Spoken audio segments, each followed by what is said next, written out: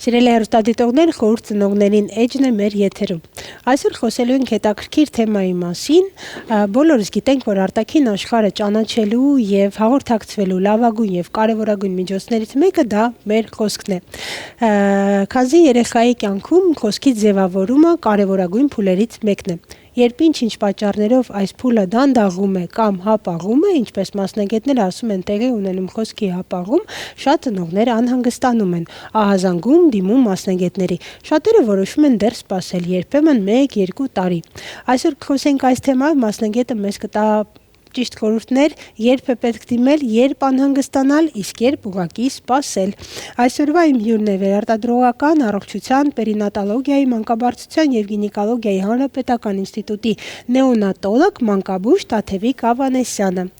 Ողջույն Տաթև, վաղուց չենք հանդիպել, շնորհակալ եմ, որ այսօր այստեղ եք։ Ես եւս շնորհակալ եմ։ Նախ եկեք խոսենք այն մասին, որոնք են խոսքի զարգացման հիմնական փուլերը, դրանք մի քանիսն են, ենթադրում եմ, երբ ենք համարում, որ կա արդեն խոսքի հապաղում եւ երբ պետք է դիմել մասնագետի։ Կոմբինացված հարց է։ Այո, նախ հասկանանք, որ խոսքի զարգացման հապաղումը ինքնին նշանակում է խոսքի զարգացման անհամապատասխանություն տարիքային համապատասխան փուլերին։ Այո։ Մոտավոր տարբեր փուլերով մի քանիսը նկարագրեմ, օրինակ 2-ից 3 ամսեկանում սովորաբար երեխաները պետք է ձայնային արձագանք ունենան, 6 ամսեկանում որոշակի երգնչյուներ արտաբերեն, ինչպիսին են բաբա, դադա, տատա, պապա։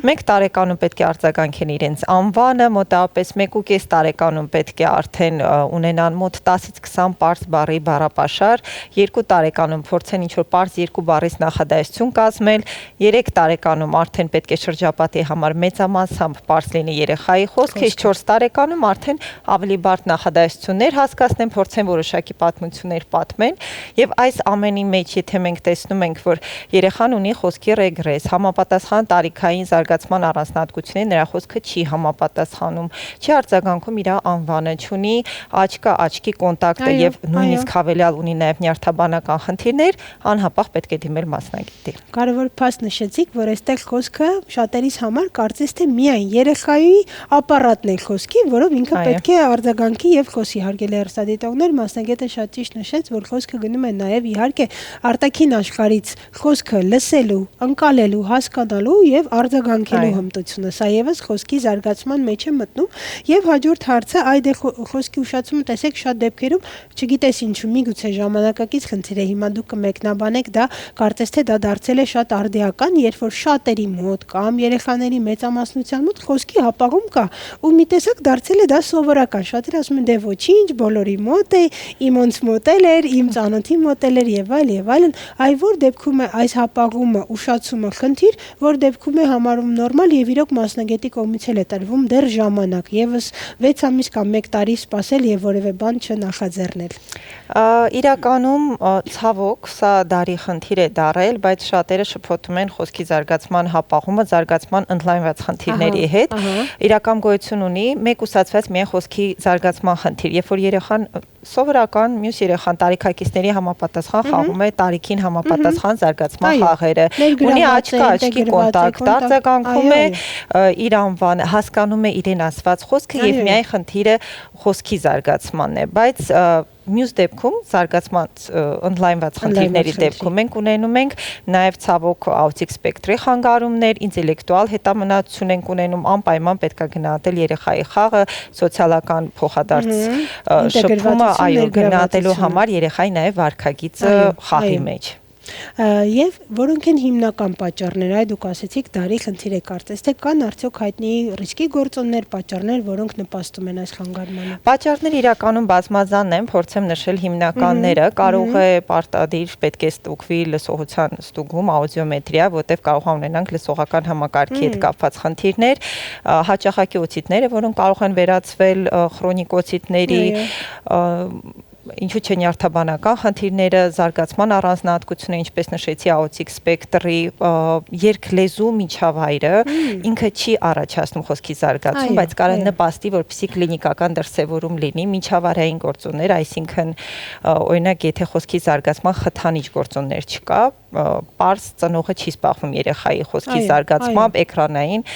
ժամանակը գերազանցում է նորմալ կամ առհասարակ պետք է գոյություն չունենա որոշակի տարիքային խմբերում։ Շատ հետաքրքիր է, փաստորեն տեսեք, իզուր չեն ասում եւ բիլինգվալ ընտանիքներ, եթե երկու տարբեր լեզուներով են խոսում, եւ ինչու ոչ, եթե երեխան իր տանը չունի իր հասակակից կամ էլի փոքրիկ երեխա, ով իր հետ շատ կշփվի։ Սոցիալական փոխազդեցությունը շատ կարևոր է գնահատելն է, փոխազդեցությունը շատ կարևոր է այստեղ, դրա համար են չի ասում, քույր եղբայր ունի ավելի հեշտ կխոսի, հիմա հասկացա դրա հիմնավորումը։ Կամ տարեք պարտեզ, կտեսնեք ոնց է խոսքը բացվելու, այո, սոցիալապես ավելի ակտիվ կլինի եւ կզարգանա խոսքը ավելի արագ։ Խոսենք այն մասին, ինչպիսի մասնագետներ են ներգրավում եւ ինչու ոչ այ ախտորոշումը ինչպես է կատարվում։ Դա միշտ միայն այսպես զրույցի արտաքին զննման միջոցով է արվում, թե կան այլ հետազոտություններ։ Ախտորոշումը իրականում փուլային process է, պետք է գնահատել երեխայի ռեցեպտիվ խոսքը, այսինքն արդյոք երեխան հասկանում է իրեն ասված խոսքը, էքսպրեսիվ խոսքը, արդյոք այն ինչ որ ասել է նա կարողանում է արտահայտել թե ոչ, պարտադիր գնահատել երեխայի խաղային վարքագիծը եւ կկրկնվեմ սոցիալական փոխազդեցությունը։ Այստեղ մասնագետները բազմաթիվ են լինելու, այս դեպքում պետք է առաջնային իհարկե մանկաբուժի զննում, զարգացող մանկաբուժի կոնսուլտացիա, պարտադիր